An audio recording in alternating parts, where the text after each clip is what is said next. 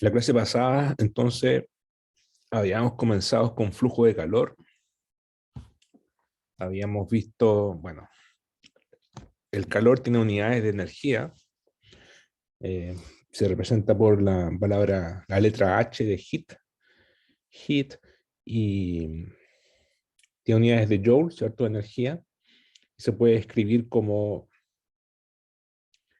eh, la temperatura T por la capacidad calorífica o capacidad térmica, C sub P por la masa, ¿ya? Donde ρ por V sería la masa, la densidad por el volumen. C sub P tiene unidades de joule sobre kilo y grados Kelvin. Entonces, a mayor temperatura, mayor calor, a mayor masa también mayor calor, por ejemplo, y C sub P es una constante térmica que depende del material, ¿ya?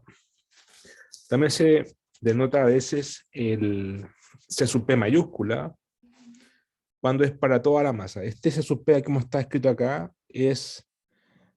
significa la cantidad de joule o energía requerida para calentar una unidad de masa, 1 kilo en 1 grado Kelvin, ¿ya? También se puede escribir como C sub P grande y significa C sub P por M, ¿ya? Eso es cuando es toda la masa eh, descrita de la sustancia. Ya, bueno, vimos que el calor se puede transferir por conducción, convección y convección. Ya. Vamos, o sea, conducción, convección y por producción. ¿Ya? Eh, Vamos a ver conducción eh, a-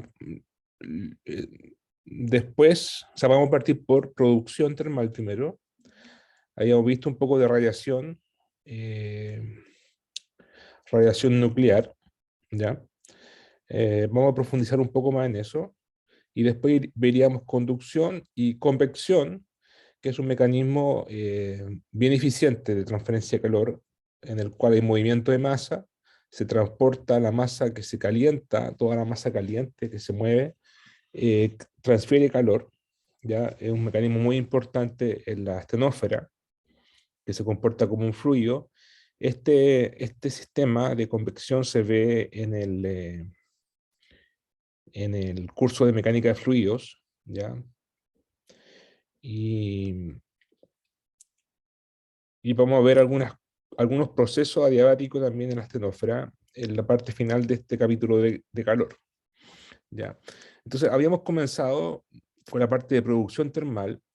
Primero dijimos que puede ser por radiación electromagnética, ¿ya? Este mecanismo en la Tierra es importante solamente a una escala superficial, eh, a escala superficial porque a mayor profundidad la conductividad térmica es muy baja y, y se pierde, ¿ya?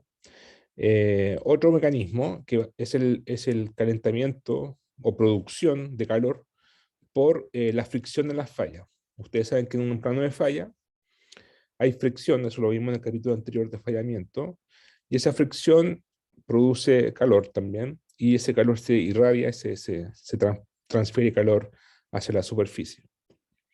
Otra forma es la producción de calor química, que corresponde a las reacciones metamórficas, que pueden ser reacciones o exotérmicas.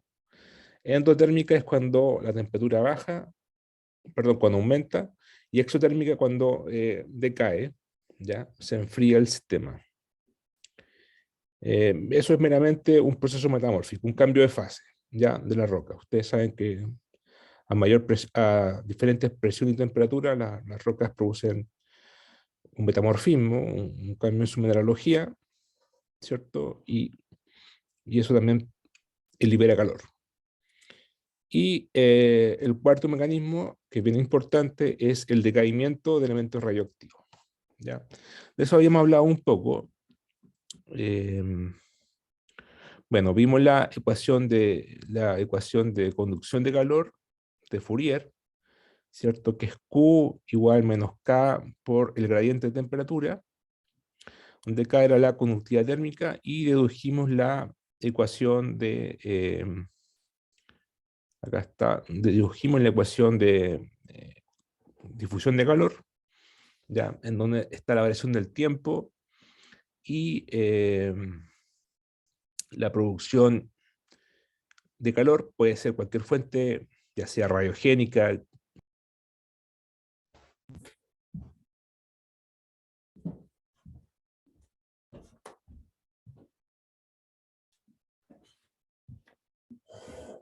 ¿Aló? ¿Y se escucha, profe? Se había ido la señal. A ver.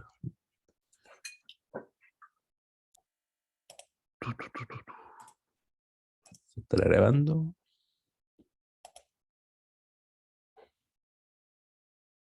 Sí, se está grabando ya. Entonces estábamos... Se desapareció la diapositiva. Ahí está ya. Entonces, claro, esto puede ser una producción radiogénica, puede ser química, lo que sea. Es constante en todo caso. Y aquí estaba el término de difusión, donde aparecía el término, la constante capa, que es la difusividad térmica, y el laplaciano de temperatura. ¿Ya? Esta ecuación la vamos a retomar después cuando veamos conducción. Vimos un caso particular, sí, vimos el caso en que teníamos equilibrio termal, es decir, la temperatura en el tiempo es cero, o sea, la derivada de la temperatura en el tiempo con respecto al tiempo es cero. Eso significa que alcanza un equilibrio térmico, ¿cierto? En el tiempo. Y en ese caso, eh, nos quedaba que el laplaciano era igual a, o sea, esto era, si esto es cero, entonces pasábamos esto para la izquierda, y nos queda esta ecuación, y resolvimos el caso, ahí está, resolvimos en este caso, la solución son simplemente geoterma, o sea, son funciones lineales o sea, parabólica de temperatura, el gradiente acá es constante, y son funciones parabólicas de esta forma, ahí están, ¿cierto? O sea, la temperatura aumenta con profundidad de forma parabólica, y ahí empezamos a ver el, eh, cómo son estas funciones para distintos parámetros, para distintos valores de capa, o sea, de K, de la conductividad térmica, y de la producción térmica A, ¿ya? Y con un valor de referencia, ya sea en la base de la corteza o en la superficie, y meramente estos parámetros, Q sub D, A y D, que de un espesor, y K, la conductividad térmica. Y son funciones parabólicas que aumentan o sea, la temperatura aumenta con profundidad, ¿cierto? Y recordar que la conductividad térmica acá oscila entre 1,1 y 3,3 para las rocas, ¿ya? Es el rango para las rocas. Eso fue lo que vimos la clase pasada. También empezamos a ver un poco esto de la escala de tiempo de la conducción de calor. Porque en realidad, claro, la pregunta ¿es válido el equilibrio termal en la Tierra? O sea, la pregunta es si efectivamente esto ocurre, que la derivada de la temperatura con respecto al tiempo es cero. Bueno, por ejemplo, la orogénesis y el remonteo glacial. La orogénesis cuando se construyen las montañas, ¿ya? Y el remonteo glacial es cuando se derriten las zonas glaciares y la litósfera que estaba hundida por el glaciar rebota hacia arriba, digamos, y hay un alzamiento, y ese alzamiento es dinámico, no es instantáneo. Entonces, sigue y sigue y sigue aumentando, entonces de esa forma la litósfera sube, y la astenósfera también, que estaba más deprimida, sube, entonces ahí, eh, al hacer dinámico, claramente, y ser un proceso bien largo, claramente el equilibrio termal se alcanza, pero requiere mucho tiempo, ¿ya? Entonces, requiere millones de años. Ahora, ¿cómo sabemos eso? Bueno, es cosa de mirar la ecuación de calor, esta ecuación que está acá, ¿ya? Por ejemplo, esta ecuación que está acá es lo mismo que está acá, por ejemplo, la ecuación de difusión de calor, ahí está. Nos concentramos en este término de difusión, kappa por el laplaciano de la temperatura, y kappa es la difusividad térmica, que tiene unidades de, bueno, kappa es igual, ahí está, a la conductividad térmica K, dividido por C sub P por ρ, ¿ya? Por ejemplo, el típico K del manto es 3,3 watts sobre metro y grados Celsius.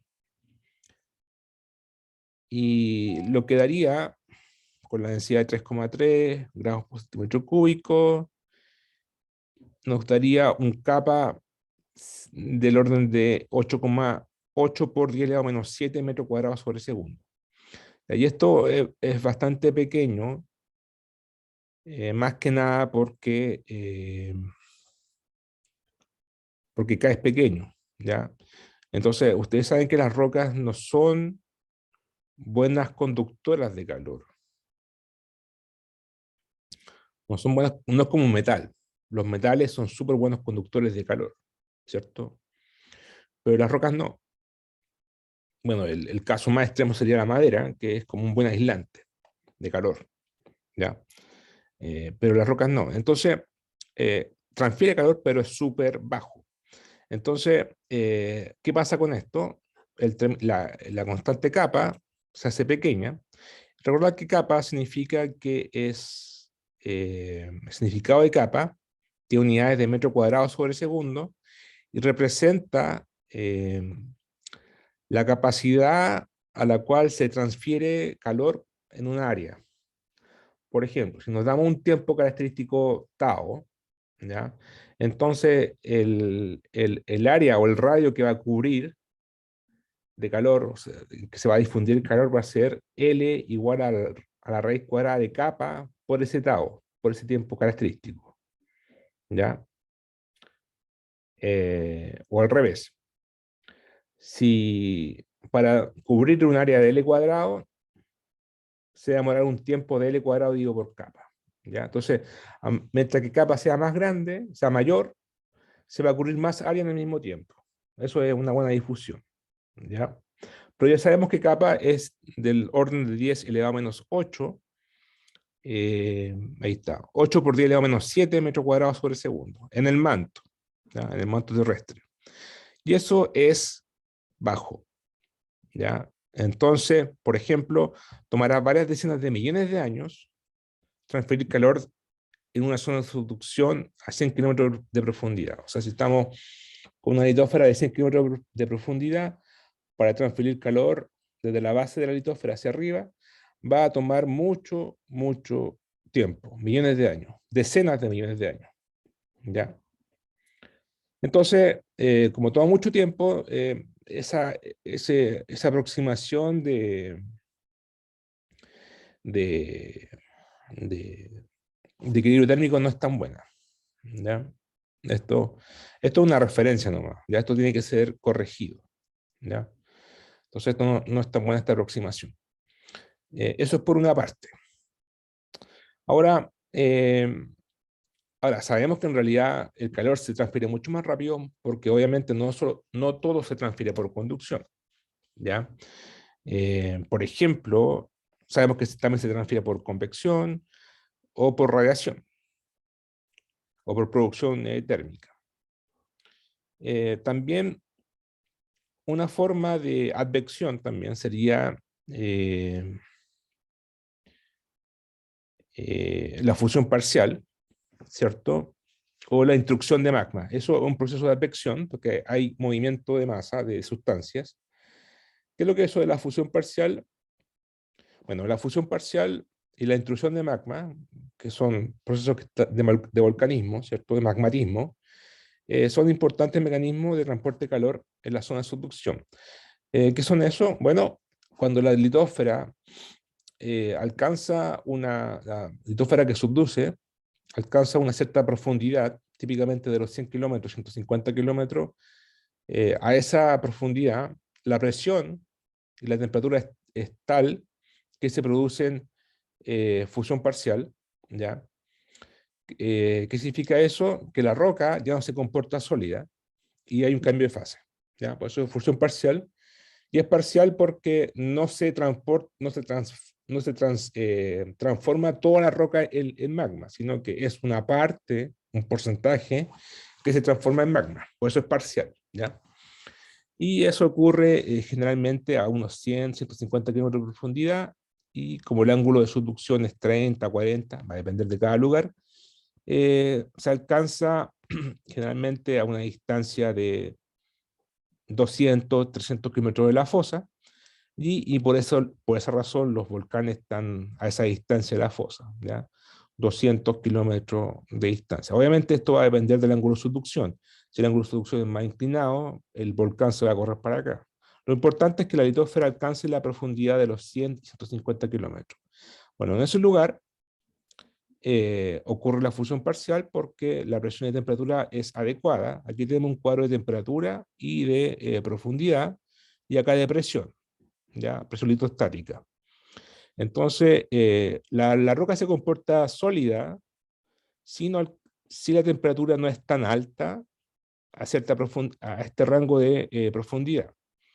Pero si la temperatura aumenta, se vuelve, pierde parte de su parte sólida, y tenemos un rango de fusión parcial. Aquí es totalmente líquida, ¿ya? Esta temperatura no se alcanza a esta profundidad, pero por eso es fusión parcial, ¿ya? Este rango amarillo que está acá es como el rango, aquí está wet sólidos, aquí está el límite, y aquí estaría la región de melting, pero es parcial, ¿ya? Un porcentaje se derrite, digamos, hay un cambio de fase. Y ahí se produce el magmatismo, y ese magmatismo asciende, se forman cámaras magmáticas, plumas, y calienta hacia arriba y transfiere calor, y hay volcanismo y todo eso. Y es por esa razón que el flujo de calor no depende meramente de la conducción, sino sería todo frío, ¿ya? Sino que hay bastante transferencia de calor por advección, ¿ya? Bueno, conclusión, la razón, bueno, eso es una cosa, el magmatismo. Otra cosa que pasa en geología es que hay sedimentación también, ¿ya? Y hay acortamiento. Acortamiento es la compresión debido a los esfuerzos, y eso se comprime en la superficie. Hay magmatismo, hay intrusión. Entonces, todos estos procesos, sedimentación, depositación de sedimento, acortamiento, intrusión magmática, obviamente hacen que el gradiente termal no esté en equilibrio, ¿cierto? Porque se destruye el equilibrio debido a todos estos procesos. ¿Ya? Entonces, eso es para dejar claro que de T a dt es distinto de cero, ¿ya? Y estas soluciones son solamente referenciales, son teóricas, digamos. O sea, son válidas eh, excluyendo los otros factores, ¿ya? Entonces, obviamente este modelo hay que corregirlo, ¿ya? Hay que corregirlo con otros procesos. ¿Ya? Esa es una cosa. Ahora vamos a ver lo de radiación y lo de producción térmica. ¿Hasta acá alguna pregunta? No, por mi parte no. Ya. No, Vamos a ver profe, lo todo de bien. producción térmica.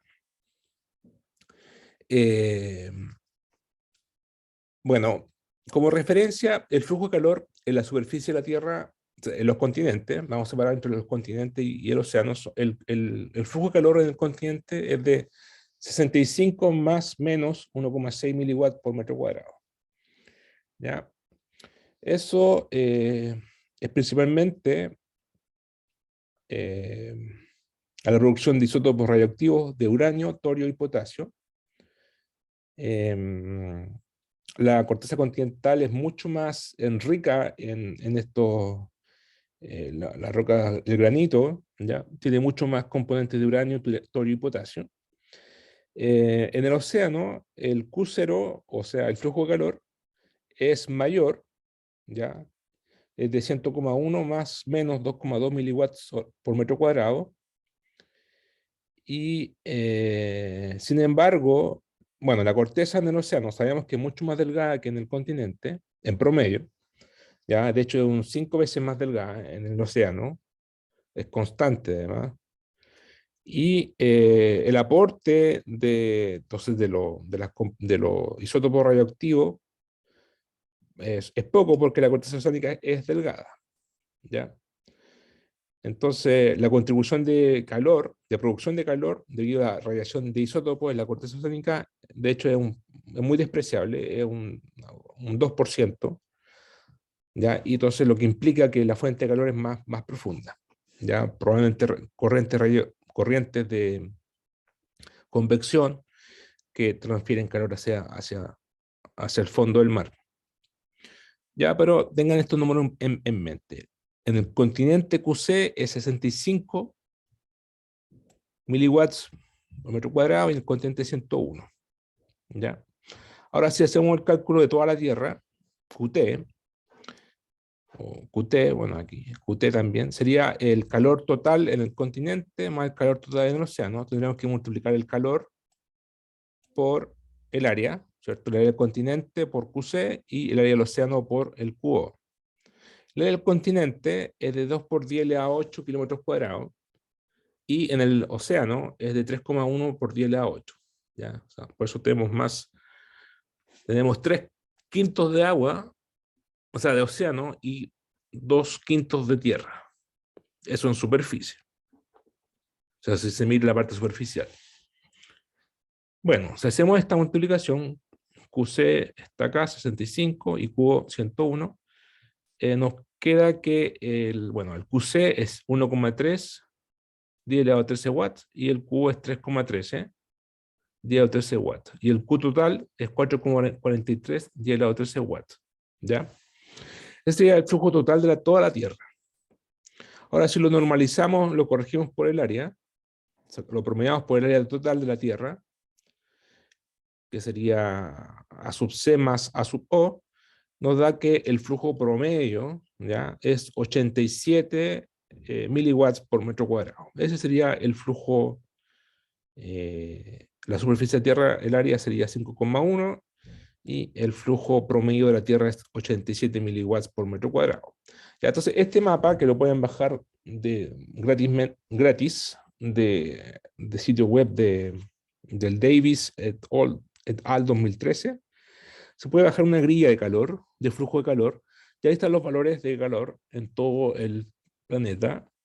Lugares más fríos, es donde la placa es más vieja, cratones, por ejemplo, cratón brasileño, australiano, ¿ya?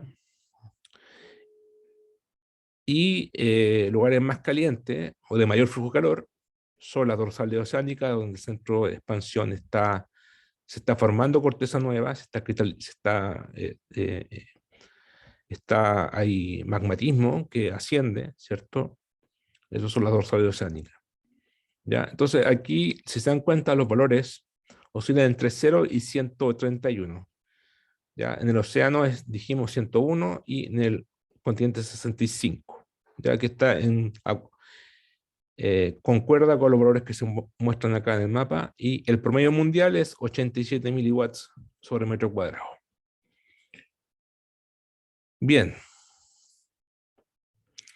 Ahora,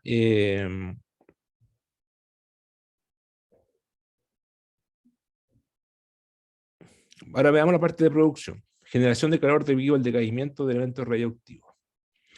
Pero una parte sustancial del calor perdido desde el interior de la Tierra hacia la superficie proviene por el decaimiento de los elementos radioactivos, principalmente uranio, torio y potasio. ¿Ya? Eh, Tratemos de hacer una aproximación o una estimación de cuánto, porque, ojo, todo esto que está acá, esto es la observación, ya esto es lo que estamos viendo, midiendo. No todo es por producción, o por conducción, o por convección, sino que es una mezcla de los tres factores, ¿cierto? Es una mezcla de convección, conducción y producción.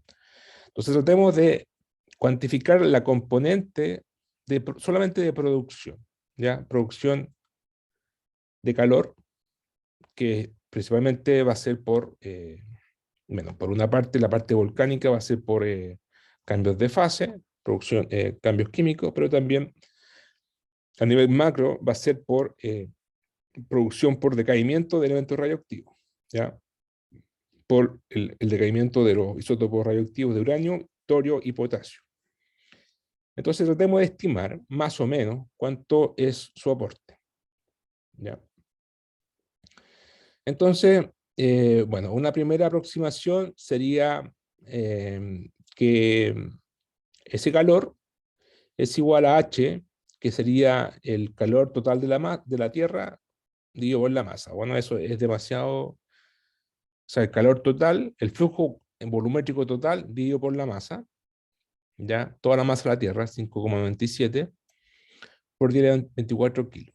Eso nos va a dar, el QT ya lo calculamos, el Q total, aquí está, 4,43, 10 elevado a 13 watts. Ojo que esto tiene unidades de flujo volumétrico, o sea, tiene unidades de watts, ¿ya? De watts. El calor tiene unidad de energía. Entonces lo dividimos por la masa, ¿ya? Y nos queda el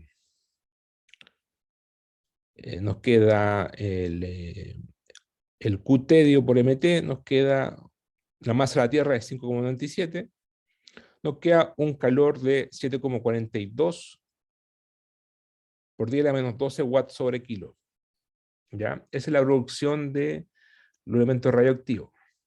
Ahora, sin embargo, el uranio, el torio y el potasio que están en las rocas no está en el núcleo, ¿ya? En el núcleo de níquel y de hierro. Entonces se puede extraer el núcleo y se puede corregir por extraer de la masa, de esta masa total, extraer la parte del núcleo y quedarnos con el puro manto. Y el manto tiene una masa de 4 por 10 a la 24 kilos. Entonces, en el fondo, vamos a corregir este número por una masa más chica. Entonces, este H va a aumentar de 7,42 a 11,1. ¿Ya? 11,1 por 10 a la menos 12 watts sobre kilo. Bueno, esa sería nuestra aproximación.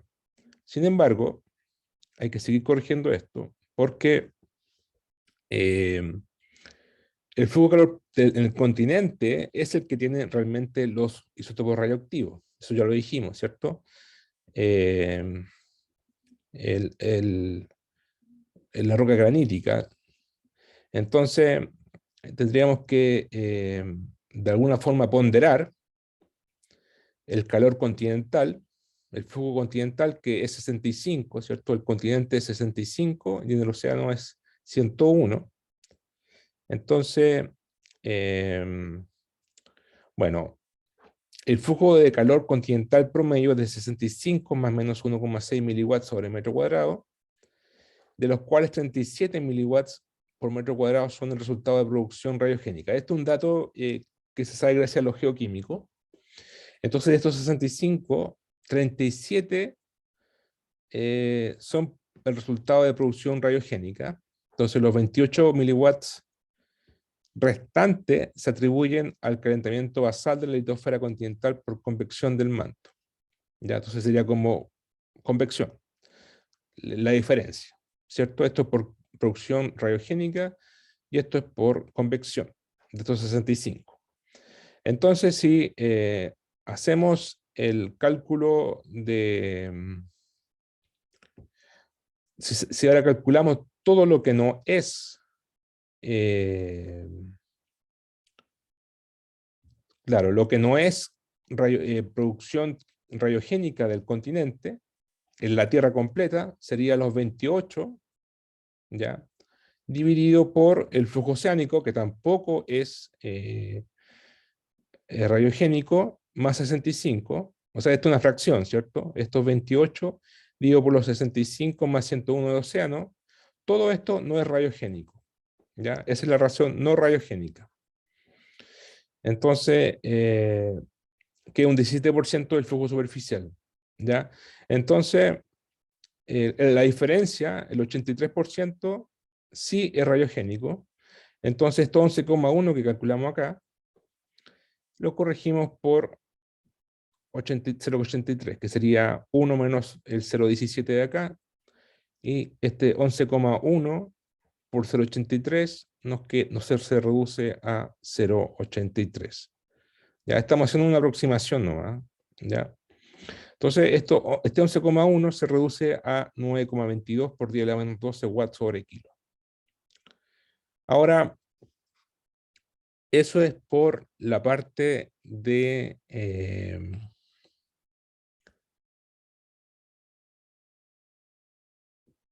claro, por la parte de la composición radiogénica del continente, pero también hay que tomar en cuenta que los isótopos radioactivos no emiten la misma calor que, que en el pasado. Los isótopos radioactivos son temporales, ¿ya? Tienen un decaimiento temporal, tienden a ser estable en el tiempo. Por ejemplo, la producción de calor fue el doble hace 3.000 años, ¿cierto? Y que en el presente. O sea, cuando se formó la Tierra y empezaron a emitir calor los isótopos radioactivos, había más energía y se fue perdiendo, se fue enfriando. Eso pasa con la fuente, cuando se explotan las centrales nucleares, ¿cierto? En un principio es peor y esa reacción se mantiene en el tiempo, pero va decayendo en el tiempo, ¿cierto? Tiene una, de- una, un decaimiento temporal, ¿ya? Entonces, por ejemplo, en la Tierra el flujo de calor era el doble hace 3.000 años. Recordar que la Tierra tiene una edad de 4.543 millones de años, ¿ya? Bueno, si menos calor es generado en el tiempo, menos calor está siendo transportado por convección hacia la superficie, ¿ya? Entonces ahí también hay una pérdida de calor por los elementos radioactivos. Por ejemplo, en esta gráfica se muestra cómo el uranio, el potasio y el terio tienen su tasa de decaimiento. Ya esto es gigaños, o sea, miles de años, presente hacia el pasado, y esto es la concentración en watts sobre kilo de calor. Entonces, por ejemplo, el uranio en el pasado tenía 15 watts sobre kilo y ha decaído bastante, ya a mucho menos de la mitad. Lo mismo con el potasio. El terio es más estable, ¿ya? Pero aquí pueden ver claramente el decaimiento, que es como logarítmico, ¿cierto? Es como una exponencial negativa. Eso es el decaimiento de calor en el tiempo. Entonces, cerca del 80% del actual flujo de calor en la superficie terrestre se puede atribuir al decaimiento de isótopos radioactivos y cerca del 20%, ¿ya?, proviene del efecto del enfriamiento de la Tierra. ¿Cómo sabemos esos porcentajes? Bueno, porque sabemos para cada elemento, el uranio, el potasio y el terio, su tasa de decaimiento, esto es una exponencial negativa que tiene por ejemplo, de la forma, acá está, a ver, de la forma, ahí está, es como E lambda T, ¿ya? Donde ese lambda es una constante de desintegración que me imagino que es negativa, ¿ya? Entonces, mientras más grande sea o mientras más negativo sea ese lambda, va a tener esta pendiente más fuerte, ¿ya? Y eso se sabe para cada elemento químico, para cada isótopo radioactivo, ¿ya? Entonces, por lo tanto, la producción de calor producida por el manto es bueno, aquí este valor que teníamos acá de 9,22, lo corregimos por el 80%, ¿ya? Eh, que es por decaimiento de isótopo radioactivo, y nos queda 7,38 por 10 a la menos 12 watts sobre kilo, ¿ya? Eso es una cosa. Bueno, En el pasado, pero ya no, el aluminio y el plutonio, el aluminio 226 y el plutonio 244 también fueron fuentes radiogénicas bien importantes. En el presente los más importantes son el uranio 238, 235, el terio 232 y el potasio 40. ¿Ya? Aquí aquí está la suma de todos los uranios, de los potasios y de los terios. Y aquí está la suma de los tres componentes, uranio, potasio y terio, el total. ¿Ya?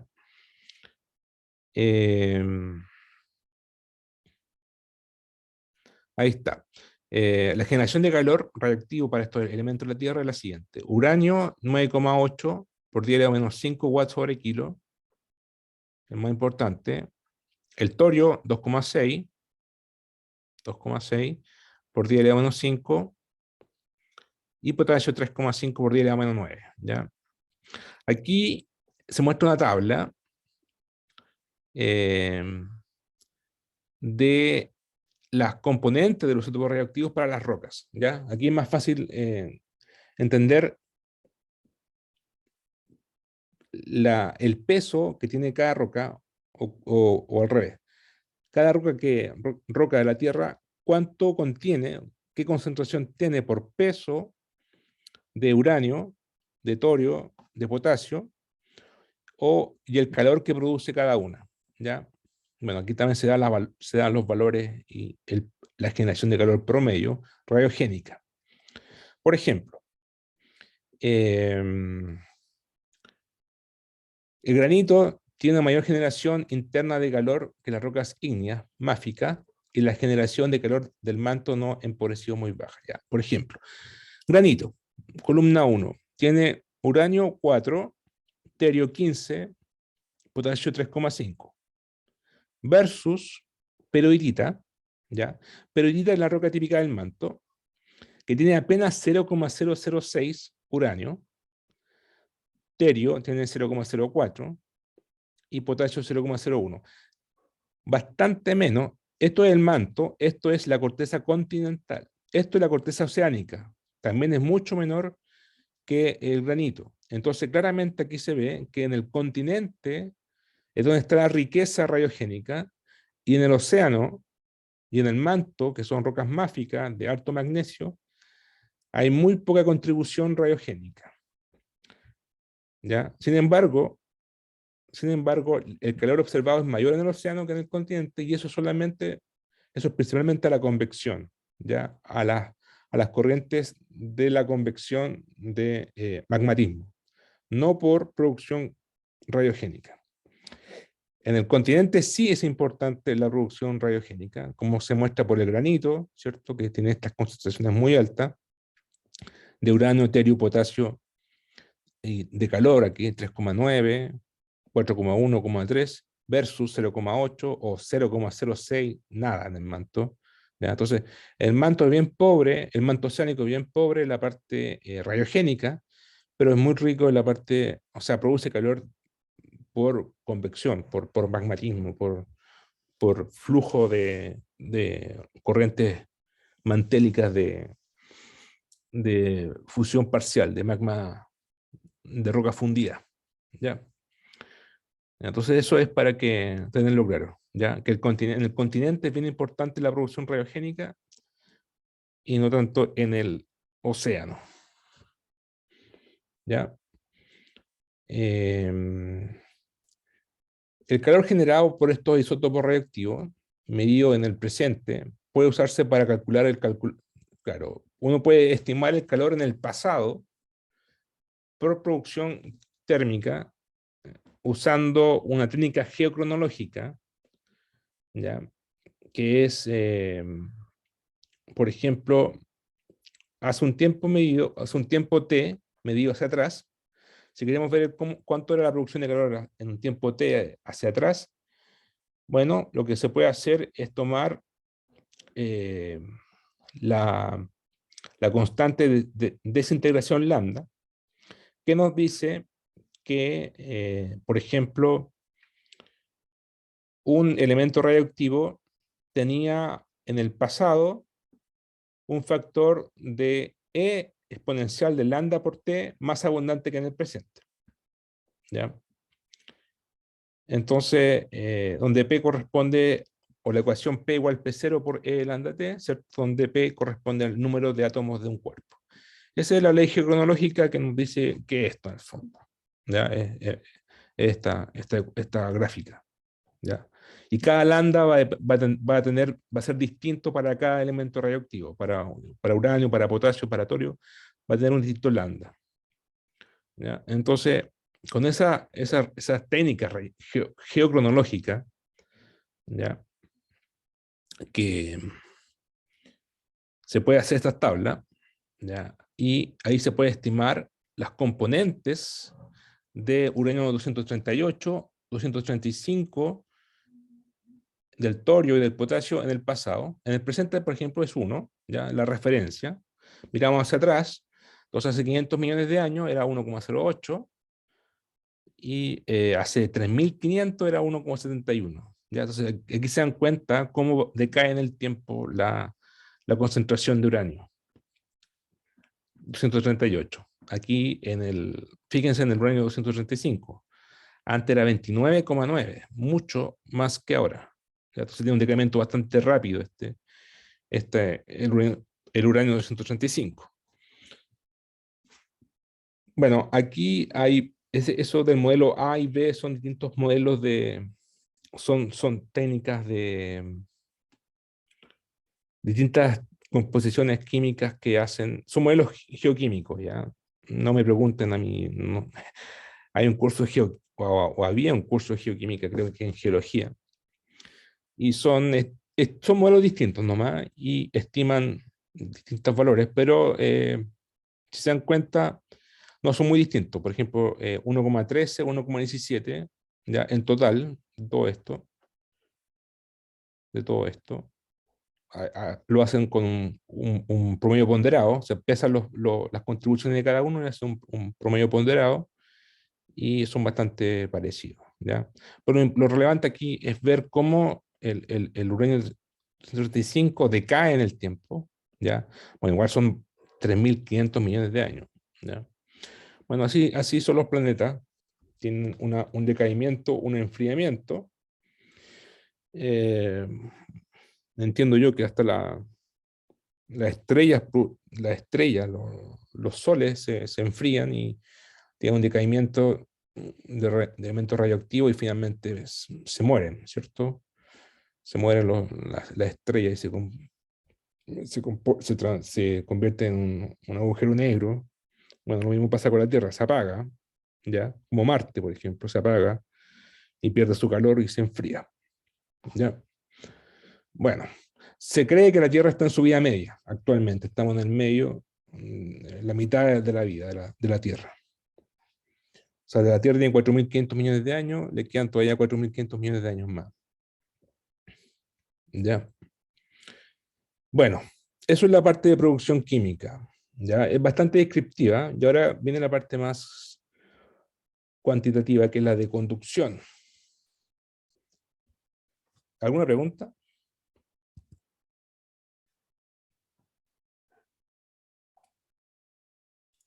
No, profe, ninguna. Conducción. Entonces ahora sí dejamos un poco la parte química y vamos a la parte más de geofísica, de geodinámica. Y ya habíamos visto esta esta es la ecuación de Fourier. Ya es Q vector menos K por el gradiente de temperatura. Lo vimos como la parte 1D, Q igual menos K por delta T a delta Z. ¿Ya? El menos significa que el calor va de un lugar más caliente a un lugar más frío. La dirección. Por eso tiene ese menos. Entonces da positivo generalmente. Si se va en contra de la dirección de enfriamiento. Esta es la ecuación de conducción de calor, ¿ya? Y estas dos ecuaciones son las principales. Aquí tenemos la variación, recordar que la temperatura depende del tiempo y del espacio. Aquí la temperatura podría ser una función de X, Y y Z. Esta es la contribución radiogénica. Esta es la contribución radiogénica, perdón, advectiva, esto es advección, porque como se mueve el fluido, como una velocidad V, el producto punto con delta T hace es la componente de calor que se atribuye al movimiento de la masa caliente o masa fría. ¿Ya? Y esta es la mera parte de conducción o de difusión de calor, que es una función de, ¿sabes? Es el laplaciano, ¿ya? Por capa, donde capa es la difusividad térmica, que ya lo explicamos, que depende de la conductividad térmica K, ρ y C, ¿cierto? Y dijimos que a mayor capa significa que es capaz de cubrir mayor área para el mismo tiempo, o a menor capa distribuye una menor área el calor en el mismo tiempo. ¿Ya? Ahí está el valor de capa para el manto, 8 por 10 a la menos 7, y K para el manto 3,3, es la conductividad térmica. Bueno, estas dos ecuaciones son las principales para conducción, o sea, para estudiar el calor. Y vamos a estudiar el primer caso, el primer problema geológico, que es el enfriamiento de la litosfera oceánica. ¿Ya? En el centro de expansión tenemos el magma, la roca fluida, ¿cierto? De una pluma que asciende y llega a la superficie, y aquí es una zona de divergencia. La litosfera nace, tiene una edad cero aquí, ¿cierto? Y aquí se empieza a cristalizar y se empieza a formar la corteza, y bueno, la litosfera está definida por un isoterma, generalmente el isoterma en los 1300 grados Celsius, entonces empieza a engrosar a medida que se aleja. Ahora que hay una tasa de expansión, la cual se genera la corteza oceánica y la litosfera oceánica también. Bueno, recordar que la corteza oceánica es un concepto químico, petrológico. La corteza oceánica es basalto y roca y lavas, ¿ya? Y tiene un espesor fijo, 6 kilómetros, 4, depende del lugar, pero bastante constante. Y la litosfera es un concepto mecánico o físico o térmico incluso.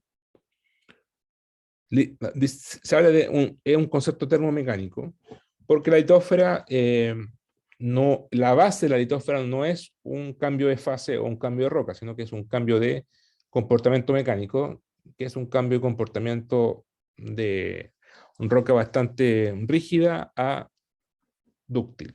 ¿Ya? Entonces, se puede simplificar con la isoterma de los 1300 grados Celsius, porque pasados los 1300 grados Celsius, las rocas se comportan totalmente dúctil y, y fluida, tienen cero resistencia a la deformación, o sea, a los esfuerzos, y de ahí hacia arriba se comportan en promedio de forma rígida, ¿ya? Pero en realidad es más complicado que eso. Nosotros lo vimos un poco cuando vimos la litósfera, vimos la parte de elasticidad. Dijimos que la litósfera se comporta a escala pequeña, de una forma frágil arriba, elástica en el medio y abajo dúctil, pero a escala regional se comporta de forma rígida, elástica. Ya, ustedes tienen de recordarlo del curso de elasticidad, de la parte de elasticidad. Vamos a ver cómo es la base de la litósfera después, pero la cosa es que aquí, como estamos en un centro de expansión, el magma asciende y trae material caliente, aquí se calienta, aquí tenemos la temperatura T sub M del manto, ¿ya? T sub M. Entonces justo acá el magma toca el fondo del mar, se habla de una ventana astenosférica, porque esto es la astenósfera, esta es la litósfera, que aquí nace la litósfera y se engruesa. Entonces este es un punto de singularidad, ¿ya? Que es justo el eje del centro de expansión. Y bueno, esta litósfera, aquí hay corrientes convectivas y los flujos de convección del fluido son horizontales en esta región y se desplaza con velocidad U y U en forma simétrica la litosfera a ambos lados. Pues es una zona de divergencia. Bueno, en el fondo del mar vamos a decir que la temperatura es T sub 0 o T sub S, y el eje está en X igual 0. ¿Ya? Entonces, vamos a asumir que la litósfera es rígida. Bueno, es rígida por teoría técnica de placa. Se mueve a una velocidad U a ambos lados, y la astenosfera es caliente, con baja viscosidad relativa a la litósfera, y la temperatura T sub M es la temperatura inicial de la litósfera, pero a medida que se va alejando de la litósfera, a medida que se aleja y se profundiza, esa temperatura se va achicando, se va enfriando. ¿Ya? Entonces, veamos cuáles son las condiciones de borde.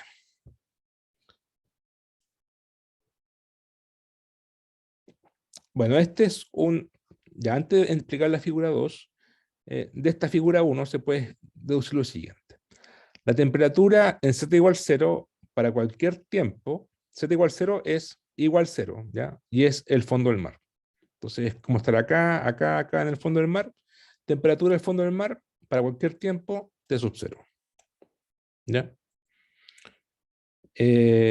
La temperatura para Z más infinito, o I más infinito, significa para cualquier tiempo, no significa que si yo me voy al infinito para abajo, aquí hacia abajo, estoy en la astenósfera, ¿cierto? Entonces estoy en T sub M siempre. Aquí T sub M es homogéneo, ¿ya? No es verdad, pero es una simplificación, porque aquí estamos simplemente estudiando el enfriamiento de la litosfera oceánica, ¿ya? Entonces aquí vamos a poner todo esto, T sub M caliente, que es la temperatura de la astenósfera, que es aproximadamente T sub M, que es como 1300 grados Celsius, ¿ya? 1300, 1400 grados Celsius. Y la temperatura inicial, porque la temperatura también depende del tiempo,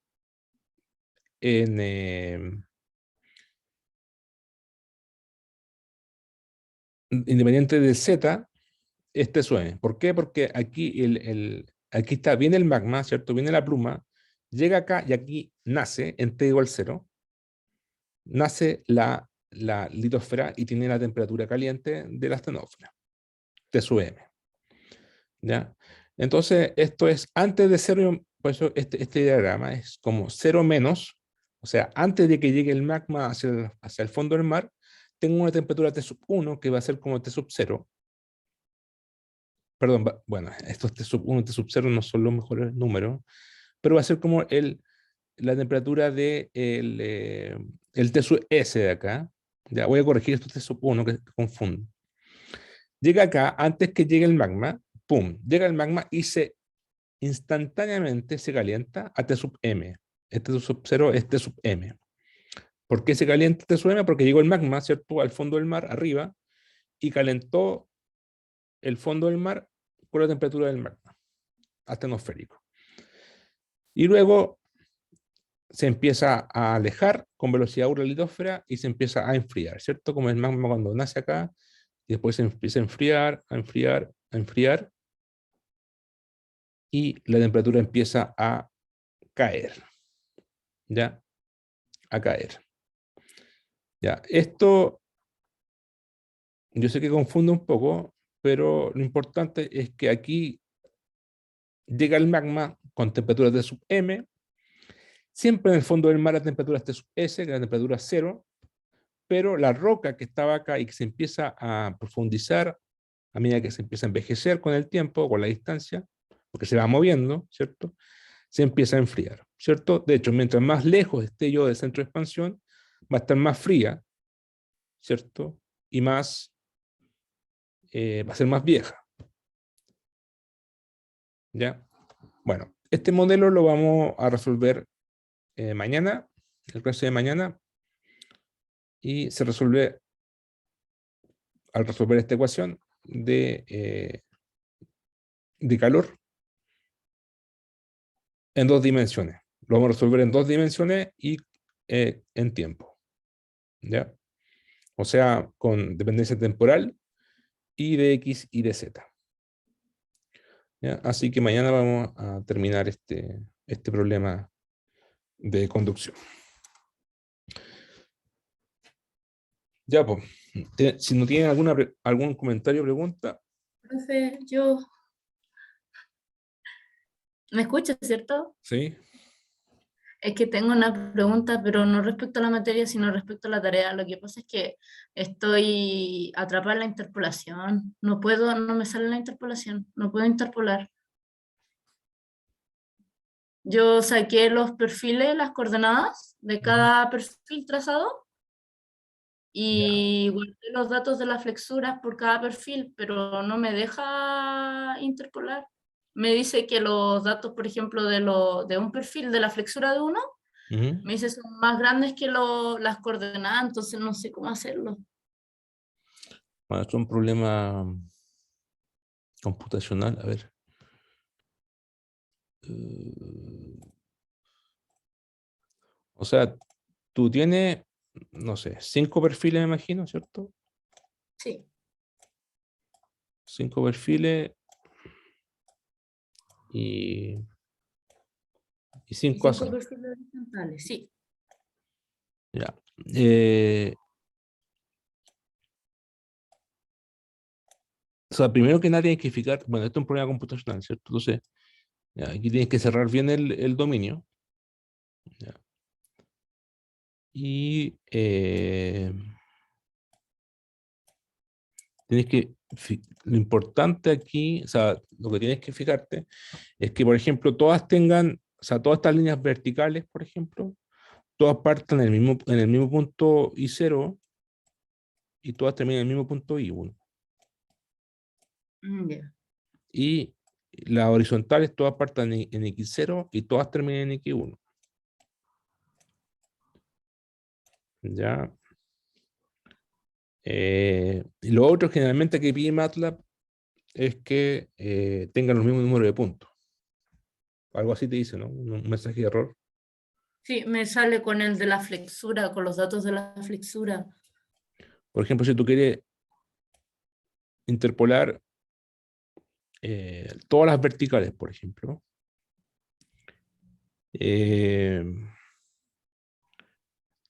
si este perfil tiene n puntos, este acá también tiene que tener lo mismo n puntos. O sea, si este tiene n puntos, este también tiene que tener n puntos, para que interpolen. Ya. Mm. Pero es una cosa Profe, más una cosa. de la función interp, ¿cierto? Sí, yo creo que ahí podría comentar algo, es cuando uno calcula la flexura con ese código que nos envió como Sí. ejemplo, yo lo modifiqué para que calcule y lo calcula, pero claro, en el momento el resultado se da como en una lista mucho más grande que el número de puntos que era anteriormente. Ah, ya. Entonces, ahí yo supongo que eso puedo de alguna forma sacar un par de puntos entre medio para que tenga menos datos, que de Ah, alguna ya, ya, forma ya tenga el entiendo. mismo O número. sea, lo que dices tú es que cuando se calcula la fractura se hace un remuestreo y Sí, tiene sí, un número de puntos distinto. No, ahí sí. sin problema tú puedes interpolar la solución, de modo que te dé el mismo número de puntos de antes. Ah, ya. Sí, esa era una pregunta que está relacionada con eso. Sí, tú puedes interpolar cualquiera de los dos, de hecho. Puedes interpolar Ya. para atrás o para adelante. Ya. Tengo también otra pregunta que nos dice que el Z0, que es como el fondo del mar ¿Sí? promedio, dice, pero hay veces que cuando uno calcula ese promedio del fondo, Mm. en, no calza exactamente como con el fondo marino, porque como se podría pensar que el monte es harto más, tiene un valor grande, el promedio nos queda un poco alto, entonces cuando uno calcula la flexura de alguna forma como que sobrepasa el fondo. O sea, Entonces, no, ya. no sé, yo tomé como el fondo del Z0, no como el promedio de eso, lo tomé como el Z mínimo. No sé si eso también se podría, una cosa así, en un ejemplo. Claro, tú tienes algo así y el promedio te quedaría por Sí, acá, ¿cierto? claro. Y yo cuando calculo flexura en la parte derecha, quedaría como de alguna forma sobre. Claro. Te queda Pero sobre yo, así, así. claro, queda como una cosa así, sí. Claro, Pero eso como que, pero da lo mismo porque tú estabas, le sumas el espesor de la corteza. Entonces tú estás por acá. claro, pero el primer perfil queda como lo dibujó usted ahí. No sé si eso es correcto o no, pero O sea, en realidad no es tan grave, porque tú puedes poner el mínimo, puedes poner el intermedio o puedes poner el máximo, porque al final tú siempre le vas a sumar a la flexura el espesor de el espesor de la corteza, ¿cierto? ajá, sí. Entonces está todo abajo, está todo abajo. Ah, Entonces claro. esto es claro, esto es como, en realidad esto siempre está relleno con Ah, sedimento acá, entonces no, da lo mismo. Pero lo que importa es, el mojo. es más importante la flexura que está bajo la Sí, corteza. sí. Ya. Ok. Yo también en vez de tomar ese promedio del Z0, lo tomé como el punto mínimo del Z.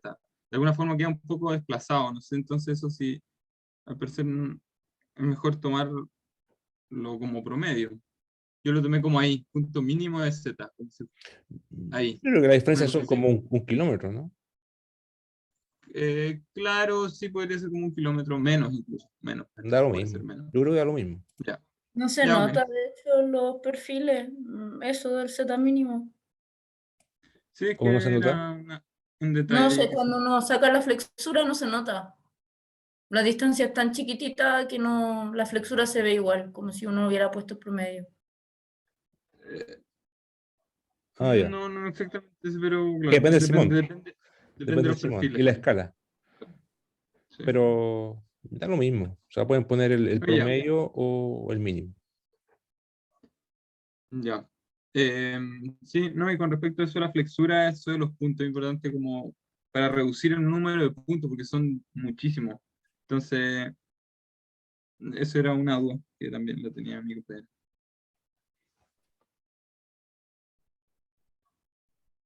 No, sí, ustedes pueden, cuando calculan la flexura y le da muchos puntos, pueden achicarla para que les dé más razonable el cálculo, ¿sí? Algo más razonable, claro. Una interpolación, porque al final esto son puras curvas suaves, ¿cierto? Sí, sí, es Son, bastante suave. Sí.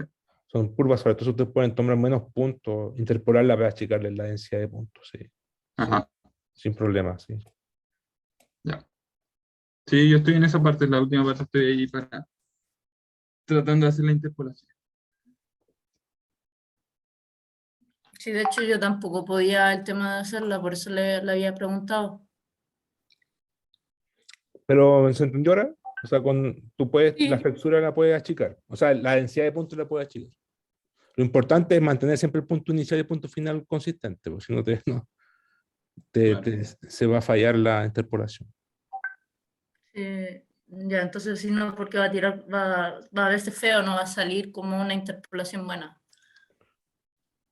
No, no, porque no va a funcionar Código. el comando, sí. El comando no va a funcionar. Pero, por ejemplo, si tú tienes n puntos, digamos 1000 puntos, ¿ya?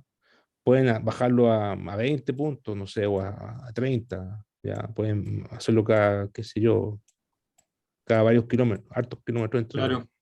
algo Ajá. así, para que quede menos densa. Claro. Ajá. Como ejemplo, cuando uno tomaba los datos de batimetría, como en 150 kilómetros, te daba 500 puntos. Pero uno calculaba la flexura y me daba 15.000 puntos dentro de esa misma distancia. Entonces, eso habría que reducirlo a los mismos 500 puntos primero. No, Sí, eso sí, hasta 100 puede claro. ser. O Ya. sea, claro. Sí, hacerlo. Ok, eso. Profe, ¿me Ah, escuchó? Sí, Yo quería preguntar porque mencionó que para interpolación había que como que hacerlo a partir del mismo y X. Y ahí justamente tengo problemas porque, claro, ya tengo todos los perfiles tienen paralelos y perpendiculares y todos tienen el mismo largo, pero todos parten en diferentes puntos porque se toman a mano. Entonces todos tengo las coordenadas de cada punto porque el programa tira un archivo con las coordenadas, pero me complica porque, por ejemplo, puedo, no sé, ir comparando de dónde empiezan los perfiles y ya, no sé, decir el que empieza más al sur, usar ese punto como anclaje y lo otro recortarlo. Pero ahí ya los perfiles me empiezan a quedar de diferentes dimensiones. Entonces, eso me complica igual como... eh, bueno, eso, pues como asumir las posiciones para la interpolación. Están ocupando la función inter 3.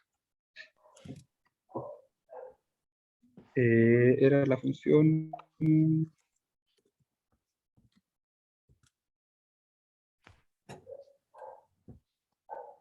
porque no tenía abierto el juego. Aquí está, función inter 3. X y Z, claro, el X, el latitud longitud, ¿cierto? X y Z, o el X y Z en el plano. Z sería la W, el omega. Sí, sí. Interp Z, sí. Interp 2 estaba usando. Inter P2. Yo estaba ocupando el grid de data. Sí, En ese realidad, también, el libre de la eso no elección. recomiendo el camino, el Grip Data y el Interp 2. El libre de la elección, el que le resulte mejor. Inter 2. El que funcione. Claro, X y Z, ya. Y aquí está, claro, aquí X y Z, ¿a dónde lo quieren llevar? A la matriz que la quieren llevar. X y Y. No, lo que digo yo es que el punto inicial de este X tiene que ser igual al XY. Y este Y con este II. ¿Se entiende? Por ejemplo.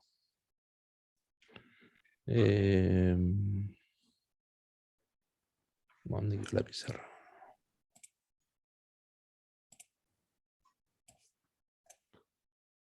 Entonces, por ejemplo,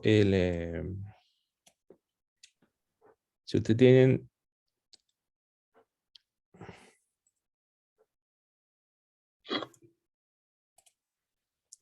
ya tienen aquí el X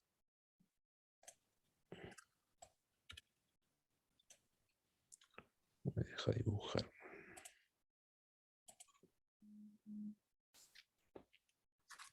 Ya tienen ahí. Tienen aquí su dominio. ¿Ya? Su dominio va a ser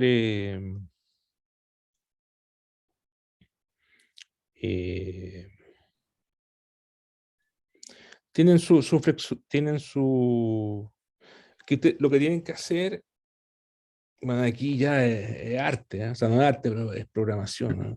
Es una grilla desde X0 a X1 y de Y0 a Y1.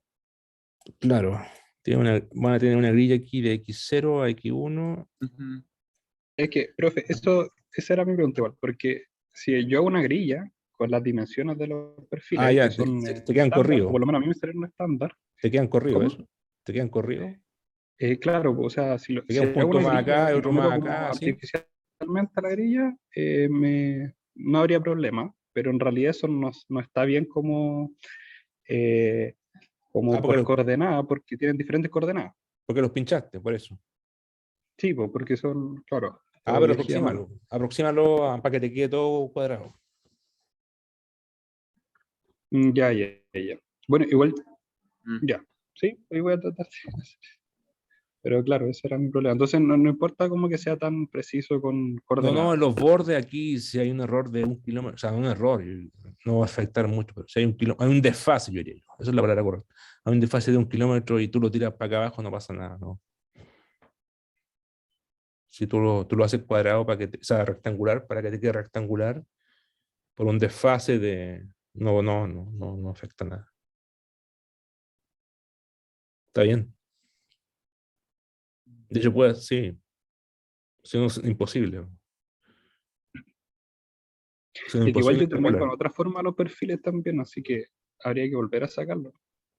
O sea, en realidad tú puedes, ese código plotbati que pincha y tú lo puedes, o sea, es un ejemplo que puse ahí, tú puedes modificar ese código y tú puedes dar el punto exacto y el punto final exacto y extraer.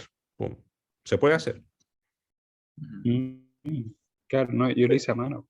Pero, sabía que se podía hacer. pero yo sé que eso puede ser un poquito largo hasta la altura del partido. Entonces, si lo hiciste a mano, aproxima nomás, pues, corre el punto para que te quede todo a la misma altura. Toda a la misma altura. Aquí también, a toda la misma base. O sea, córrelo. O sea, modifica el archivo, no sé, de alguna forma.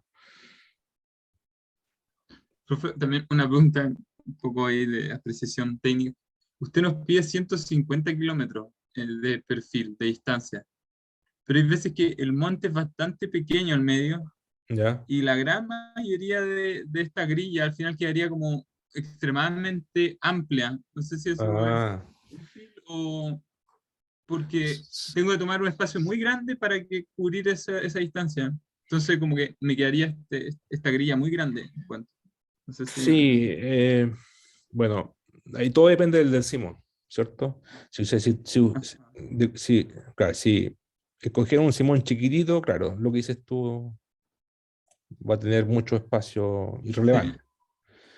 Claro, yo pensaba que iban a escoger uno más grande, que se vea, digamos, que se vea, Sí, que tenga una eh, altura, no sé, más de 1000 metros. sí, sí, sí, tiene más de 2500 metros tiene alrededor. Pero claro, Ah, ya. eh, Y aún así se y ve, sí, incluso así, como dice además, si yo tengo que tomar 5 perfiles que ojalá toquen el monte, es como que tendría que hacerlos muy pegados o más o menos a una distancia más o menos cercana para abarcar el monte y y en dirección norte-sur también tendría que ser bastante delgado para captar el monte. No sé si me entienden. Sería como muy centrales todos los perfiles. Sí, es que justamente por eso le preguntaba sorry que me meta, pero le preguntaba lo de la posición, porque yo también los tomé como centrales los perfiles y que se extendieran los 150, pero Ujú. eso hace que los perfiles me quedan como, no sé cómo explicarlo, como un gato, como un juego de gato, o sea que los extremos de los perfiles exteriores no se toman, no se tocan. Entonces, los extremos, los perfiles, no se tocan. sí, justamente así, pero Es- con 5 perfiles sí, perpendiculares y paralelos. Entonces y esos extremos no se tocan, no hacen como un rectángulo, por así decirlo. yo tengo lo mismo, eso mismo, pero como con un poco más de densidad de perfiles, pero algo así. Sí, igual, está ahí, pero con 5. Yo igual. No entiendo. A ver, Si hace esas líneas mucho más largas, como que, y al medio queda una especie así. Si quiere, profe, puedo compartir igual como para ir al medio. eh, ya, eso es con. A ver, voy a parar de grabar. Ah, no, ya, filo. Así que, ¿cómo se hacía compartir? Tiene que hacerme co-host, creo.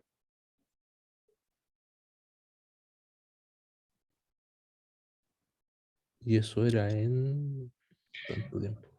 En los 3 puntitos de mi icono, Sí, Mm. ahí debería ser así como hacer co-host o algo similar.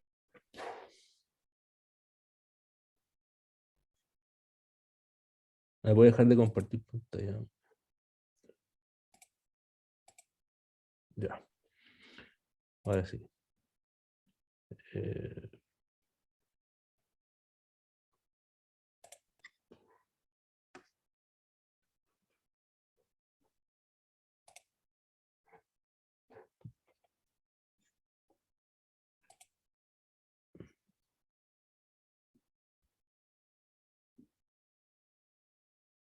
ya, ¿a quién? ¿A Aaron? Sí, yo, A ser anfitrión o coanfitrión, ya.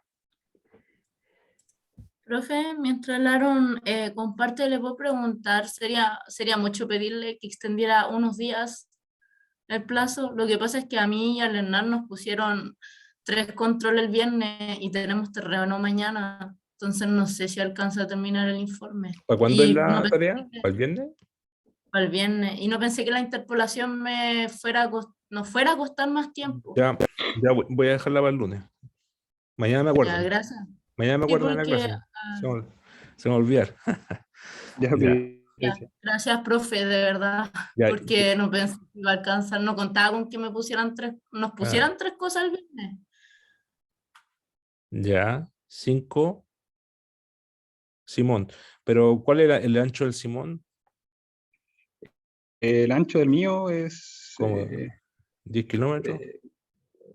sí, ¿el alto o el ancho? Porque... El ancho también. O sea, es que en realidad Yo tengo mira, en realidad sobre los 150 kilómetros es una referencia y la gracia de eso es que cubriera las partes de no Simón. Por eso, claro, sí, es que más o menos como es como esta misma foto. ya entiendo. Que en realidad 200 kilómetros ya. Como puesta aquí encima. Ya, voy a rayarla encima. Es como, yo tomé los perfiles como así, pero claro, justamente, no sé si era la duda de mi compañero también, pero lo que pasaba es que los perfiles, después para hacer la interpolación, Ya entiendo. No, no, ya sí entiendo.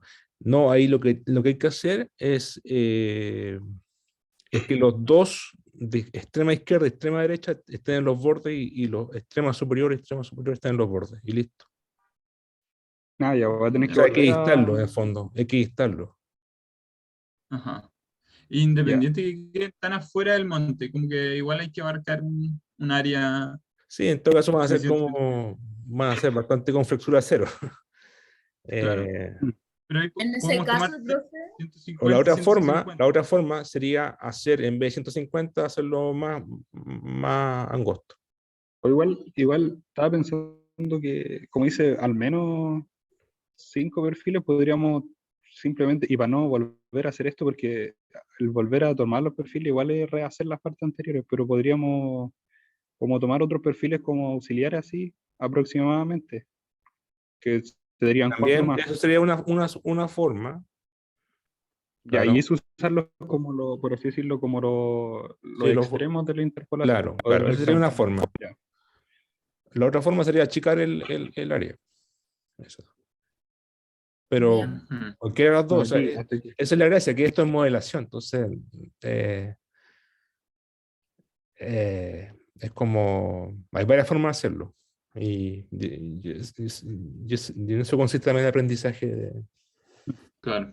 de la Igual modelación. uno podría irse guiando con las grillas que aparecen en el mapa, ¿o no? Porque cuando uno lo proyecta como mapa batimétrico, aparecen grillas. Mm. Sí. Tú dices esas líneas rectas que están ahí, eso. Sí, Sí, no, pero las aparecen, que aparecen de por sí. Porque cuando uno lo proyecta aparecen grillas, pues, que son las grillas del mapa. Las donde están las coordenadas, pues, ¿no? Tú dices latitud, longitud. Pero Sí, pues, eso, Sí.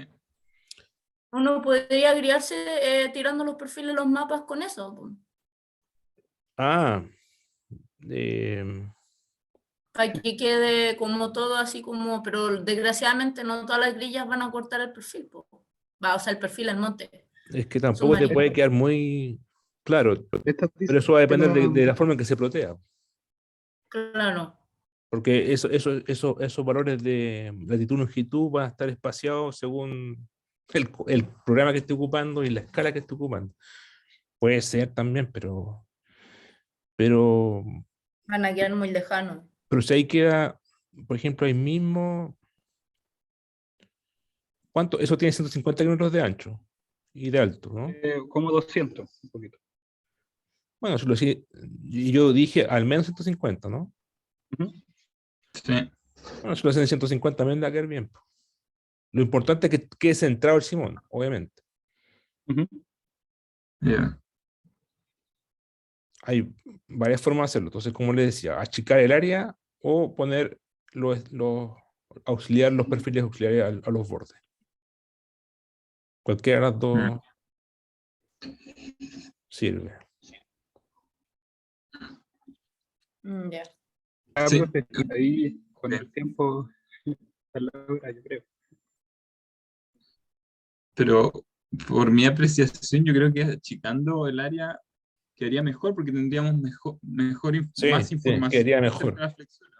Más información de la flexura, porque si no, vamos Se a tener pierde. muchos puntos Claro, que van a ser cero y de repente un perfil al medio que va a tener casi toda la información. Exacto. Claro, sí, claro, ahí yo espero claro, que no sea tan chico el Simón. Pero claro, no, es mejor hacerlo más chico. Sí, es mejor hacerlo más chico. Es que igual, Ahora, si pesquero- quieren pueden mantener el perfil, la parte A y B, la pueden mantener tal cual sin rehacerla. Ya. Y pueden achicarlo en la parte 3D, el área, para que les quede más. ya. Ya, la parte... Ok, sí, te entiendo. Sí, porque lo que decía el compañero era que, claro, el Simón se veía como solo en el perfil central y el otro ya casi desaparece. Y mis perfiles Claro. son de 200, un poquito más. Claro. Y después cuando uno Claro, sí, lo interpole eso, va a ser como un solo perfil, va a tener toda esta... Entonces es mejor, en vez de hacer estos puntos, tomar esto de aquí adentro, para que la interpolación quede más como densa. Sí, sí. Ah, O sea, va a haber que intersectar estos dos vectores y encontrar este punto. ujú. Sí. Mi idea cómo hacer, pero Ya, sí, a ver. ahí se entiende mejor. Pero la idea es que todos tengan la misma cantidad de puntos y partan por el mismo punto y terminen en el mismo punto. Sí, tiene que ser cuadrada para que les dé la interpolación bien. Eh, bueno, si quieren mañana después me pueden hacer más preguntas, pero un poco, la mitad de la clase, por ejemplo. O, en todo caso, le decía al auxiliar que le ayude más con esto. Por eso voy a correrla para el lunes y el jueves también le decía al auxiliar pero pregúntenle Ya. que lleve el computador y hagan interpolación y todo Sí. eso. Igual Ya. Camilo ahora como que acababa de avisar que tenía horario de consulta, pero justo estábamos en clase, entonces. Fue justo antes de la clase. Sí. Ya yo voy a hablar con él. Ya, Ya. profe. Ya, profe, Ya. profe, yo igual le aviso que yo mañana no voy a estar en la clase porque voy a estar en terreno. Ya, algo me acordará mañana. No, si yo me Ya, sí. acuerdo. Bueno, si no lo pongo, ustedes me avisan por el foro. Ya, Ya. profe. Ya, ok. Ya. Muchas gracias. Y chao, gracias. Chao, nos vemos. Muchas gracias. Chao. Chao.